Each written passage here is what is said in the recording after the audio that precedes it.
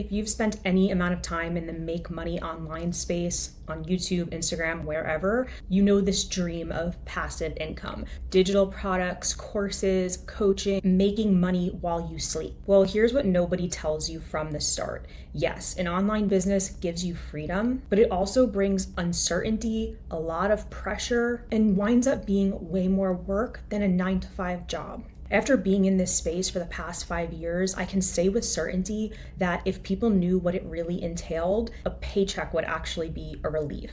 I have been building my online writing business and selling digital products since 2019, and I'm deeply, deeply grateful for it. I actually feel grateful for it every single day, especially in the mornings when I'm not rushing off and commuting somewhere or getting on a Monday morning Zoom call that has no purpose. But I've also seen firsthand how this business model is being sold online. Obviously, I'm a consumer of that information, but it's the how the dream is being sold that I want to focus on, because it's often being talked about only by people who are selling you courses and how-tos on that topic. And obviously, because they're smart marketers, they're going to shine it in nothing but positive light, and it's in their best interest to make it sound easy. So today I want to share with you the truth that I've learned and the traps that I have seen hundreds of people fall into along the way. So first, we need to talk about the fallacy of the word passive. The word passive can be so misleading. I want to point to the book of Ecclesiastes, chapter 5, the New Living Translation, and it says, "People who work hard sleep well,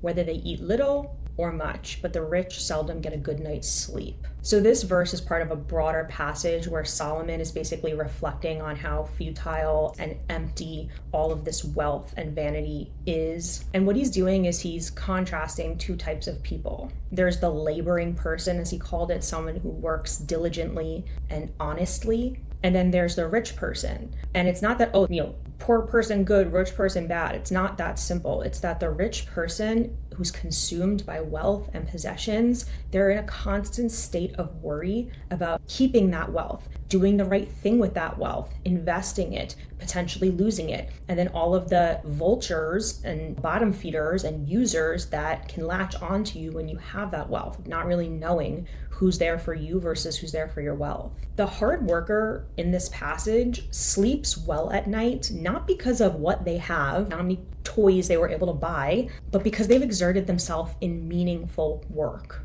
Whereas the person who's wealthy and they're restless and they're constantly thinking about keeping or losing or managing what they own, that abundance actually doesn't bring peace. It's a distraction and it's anxiety. And the irony of the online business space is that everybody deep down is chasing a sense of peace that either comes from wealth and security, status, achievement, right? You feel like once I get that thing, I'll be at peace. I won't have any worries. But what I have come to learn as someone who's 34, who has been working since I was 14 years old, whether it was fast food or a children's gymnastics instructor, a restaurant hostess, coat check girl, then went into a corporate sales career throughout my 20s, and now I'm self-employed, I'm in the marketing space. I've seen firsthand that peace comes from a life of purposeful, diligent effort, not from chasing riches. Because whether or not you are scraping by or whether you're absolutely killing it and you're in a really high tax bracket,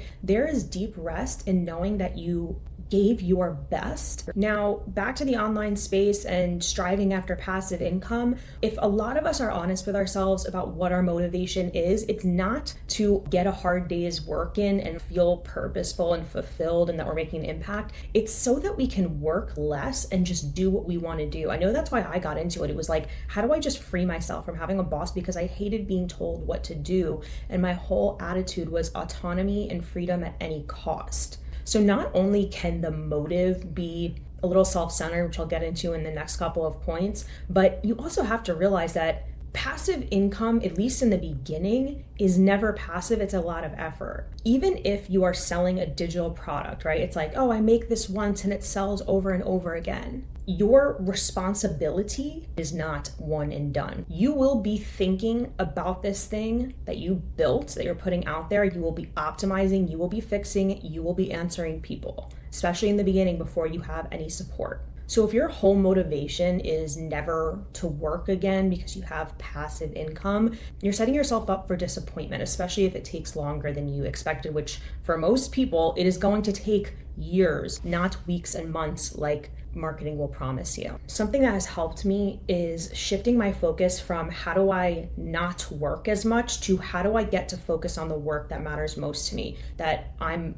that's in my quote unquote zone of genius, that God specifically wired me to thrive and be talented and skilled and strong in a certain area. How do I maneuver my career so that I'm doing more of that, so that I feel fulfilled and purposeful and that I'm exerting the talents that God gave me versus just how do I work less so that I can go to the beach at 9 a.m. while everybody else works in the cubicle. The other big trap that I've fallen into and I see other online business owners fall into is growth at all costs. So in the online space, it's always three things. It's scale, automate, and delegate. You want to be constantly moving forward, doing less work, getting bigger results, acquiring more customers, bringing the cost of customer acquisition down. We're constantly optimizing and trying to move on to this next level. For me, the more tools and complexity and help and expansion happen within my business, I began to feel very energetically, like mentally weighed down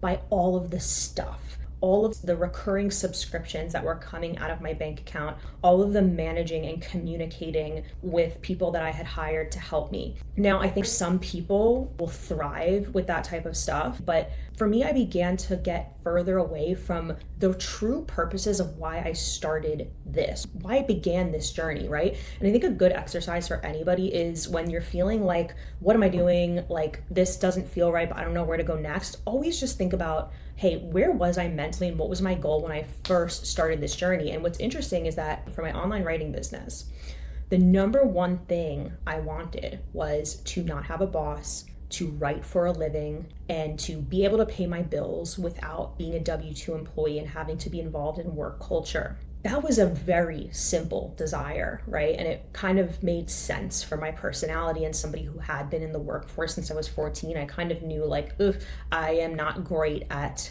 being an employee. I just always feel like I'm failing and my attitude was bad, or, I hated what I was doing, or I felt claustrophobic. I felt, all these things. Like, I actually thrive in an environment where there's a lot of freedom, where I'm alone, where I'm meeting deadlines versus like having to just do things for the sake of optics. And as I got into the freelance writing world and started listening to outside voices about like how to grow, how to raise your rates, how to take better clients, I wound up getting so driven to just excel. And I had this fear that if I wasn't doing that, I was somehow limiting myself or not living up to my potential. I kind of began to make things more complicated, and the striving became so exhausting, and no opportunity became good enough because I was always thinking, well, can I get a client that's going to pay me more? Can I get an opportunity that gives me a higher status and role and I'm seen as like this within the company? It was kind of like this constant climbing within the career. At a certain point, I started to get really stressed because it kind of feels like you're on a hamster wheel. And then I'm thinking to myself, wow, the only thing I actually wanted was to not work a 9-to-5, to not have a boss.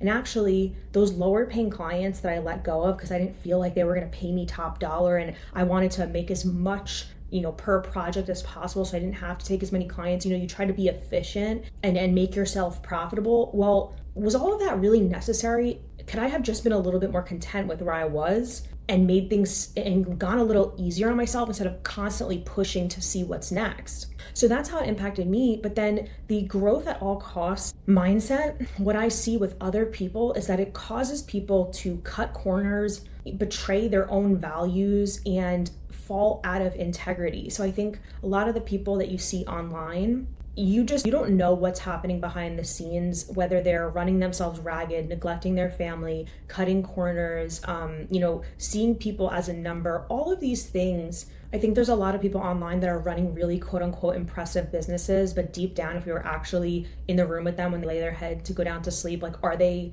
content or are they completely stressed and their body's like breaking because of it, right?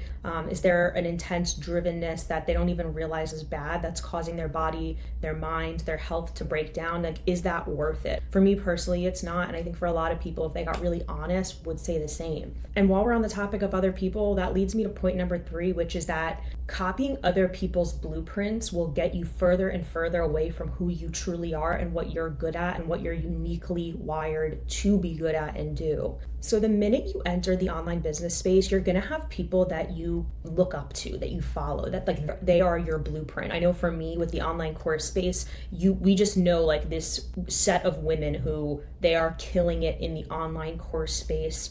And you start following a quote unquote blueprint or pathway without really checking in to say like, wait, but do I agree with that? Because you just assume like, well, they're killing it. So I'm going to assume that that's the right way to think. But as the years went by and I really began to analyze some of the women that I looked up to, the more they shared about their personal lives and how their personal lives were structured, I began to realize that the way I think and my values and my beliefs actually don't align with them. Yes, they have the thing that I want, which is this income goal and this business model that is working for them, but they have the same values and beliefs that I do. I've mentioned this before, but like the whole woman as a breadwinner thing, I don't necessarily want to be the breadwinner and leader of my family because I have a belief system in certain roles within a couple. And someone watching this right now who doesn't have those beliefs will be like, well, I'm the total opposite. I think that like men should stay home with the kids. And then you know that I'm not the person you're going to look up to or listen to probably. Check in with yourself and say, does this person's view, does their worldview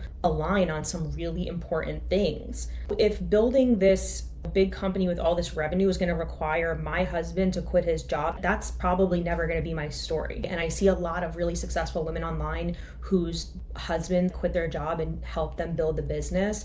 And I think it's an incredible advantage to work with your partner because you have someone who like truly has your best interest at heart, who's helping you in your endeavors. But the whole point being is what works for someone else might not work for you, and just being clear on the vision you have for yourself and your worldview and your beliefs and how you actually want your life to look. It's always going to beat just mimicking or like using someone else's life as a model. Something that people in the online space are pretty much obsessed with is the word freedom, and that's definitely a core value of mine, but complete autonomy and nobody telling you what to do, it's almost like the word passive, a little bit misleading. It's a fallacy because no matter if you're an influencer doing affiliate marketing for brands, whether you are an online course creator, a freelance web designer, you are answering to somebody. You're not just doing whatever you want with no consequence. You are following the direction of somebody and trying to make someone else happy and please them. Something I have experienced firsthand and what I've learned is that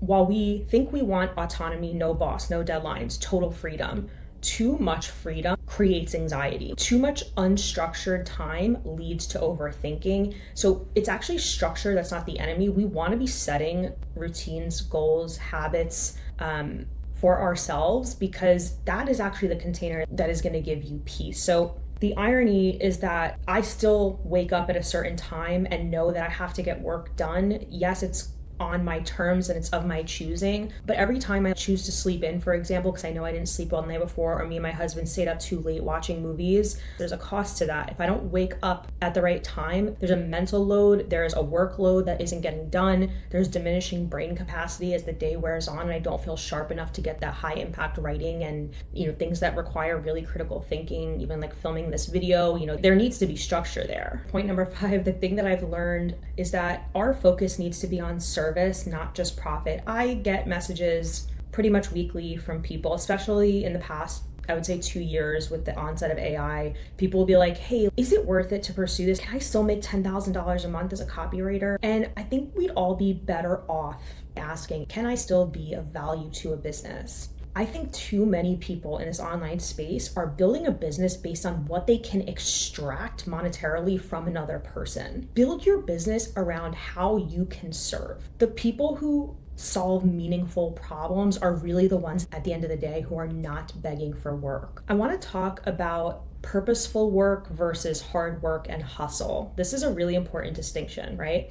I have noticed that some of the most miserable, anxious people are the navel gazers, the people who have all day to think about themselves and their problems. I'm sure you've, encountered these people. They're obsessed with diagnosing themselves and wearing these mental illnesses and disorders as an identity. They are constantly speaking in therapy speak. And you can go on my channel where I've opened up about my own mental health issues and my testimony, how I came to Christ, and all of the struggles. But what I really thank God for is that I'm not stuck in my past as my identity. I know that I fight certain battles because of traumas and circumstances in my life.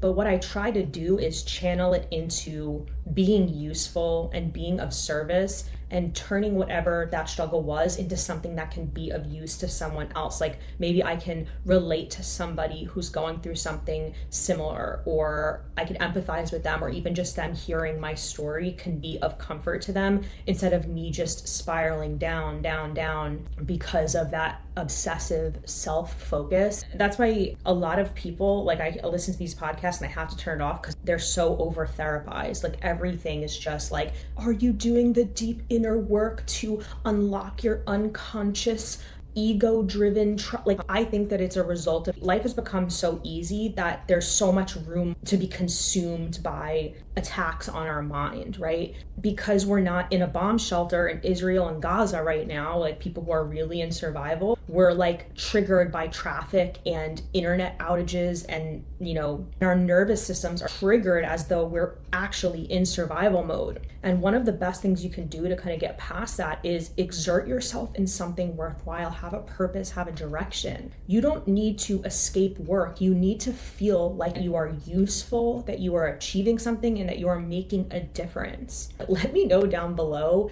if you relate to this. Have you found this to be true for you, that like the more you're chasing freedom, the more anxious you wind up getting? Speaking of purpose and feeling useful, something I am really passionate about is scripture, specifically people creating their own habit to read the Bible every single day, know what that book says for yourself versus just consuming sermons or devotionals that are written by someone else. My life completely transformed when I read the Bible from back to front. It took me 1 year and 3 months. I started in the book of Ecclesiastes, so obviously this topic means a lot to me. I want you to check this video out. I'm gonna link it right here, but it's how a complete beginner can approach reading the Bible, because I know for me, I didn't repent and start following Jesus until age 30, and I didn't read the Bible for another 2 or 3 years. But once I was in the Word was finally when my mind began to transform and my whole worldview shifted for the better. One of the best things I can do to share the gospel is encourage you to read it for yourself and see how it transforms you.